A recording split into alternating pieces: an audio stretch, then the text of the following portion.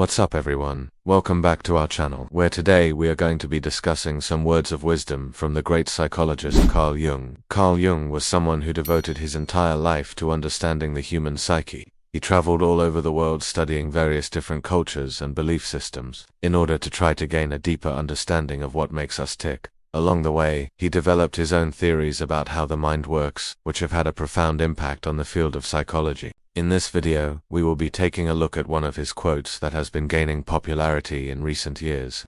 When you stop giving in to lust, the world surrenders to you. At first glance, this quote may seem a little bit strange. After all, lust is something that most of us experience at some point in our lives, and it can be a powerful motivator. So what exactly does Jung mean when he says that if you stop giving in to your lusts, the world will surrender to you? Let's take a closer look. One of the things that Jung was most interested in was the concept of the collective unconscious. This is the idea that there are certain universal themes and symbols that appear in the myths and stories of different cultures around the world. He believed that these are all part of a kind of shared human experience that is stored in the deepest recesses of our minds. Jung also believed that these universal themes often had to do with sex. In fact, he was one of the first psychologists to study the symbolism of sexual imagery in dreams. According to Jung, our sexual instincts are some of the most powerful forces in nature, and when we try to deny or suppress them, they can manifest themselves in all sorts of unexpected ways. However, Jung didn't necessarily advocate for giving in to your lusts whenever you felt like it.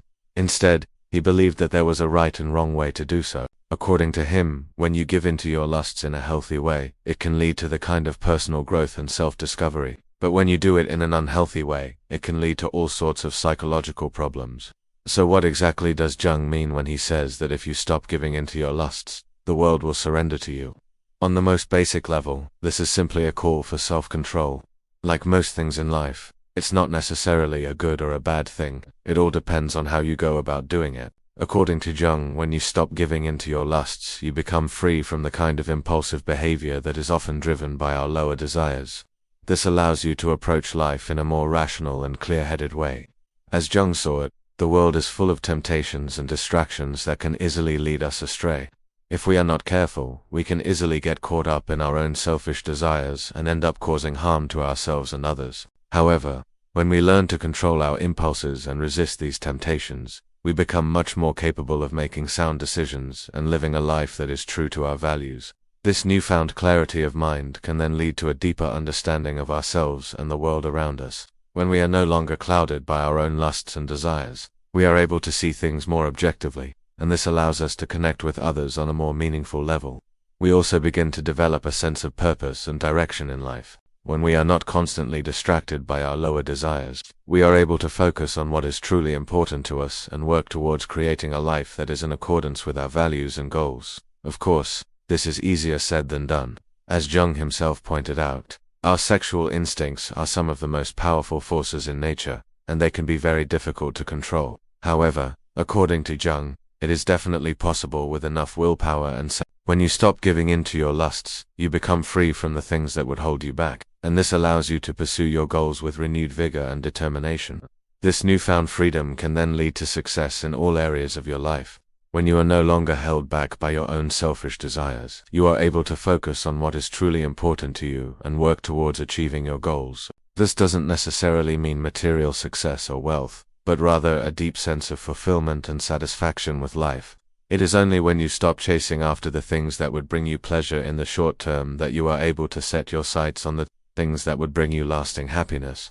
When you stop giving in to your lusts, you stop hurting yourself and others. As mentioned before, Jung believed that our sexual instincts are some of the most powerful forces in nature, and when we give in to them in an unhealthy way, they can lead to all sorts of psychological problems. However, when we learn to control these instincts and express them in a healthy way, they can be a source of great strength and power. For example, when you stop giving in to your lusts, you become more selective in who you engage with sexually. This allows you to form deeper, more meaningful connections with others. When you are not constantly seeking out new sexual experiences, you are able to focus on developing emotional intimacy with your partner.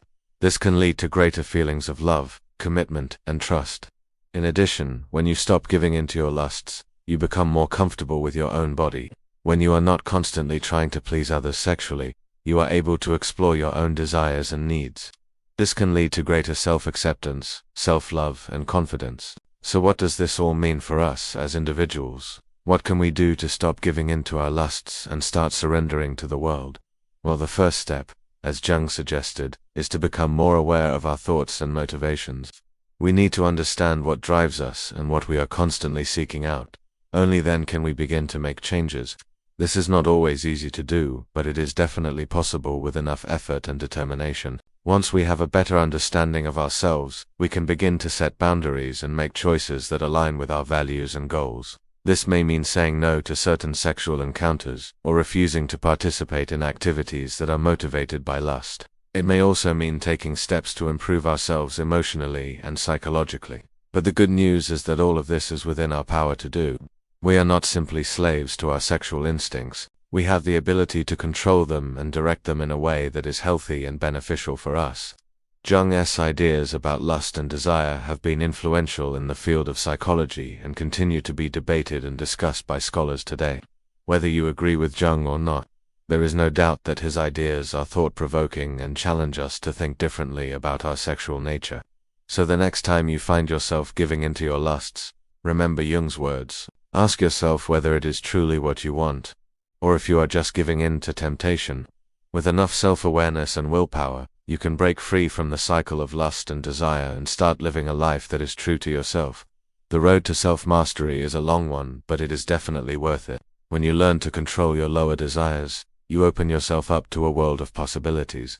You become more focused, more disciplined, and more determined. This newfound power can then be used to achieve anything you set your mind to. So don't be afraid to embrace your sexuality and use it to your advantage. Just make sure to do it in a healthy and controlled way. If you liked this video, make sure to share it with your friends and family.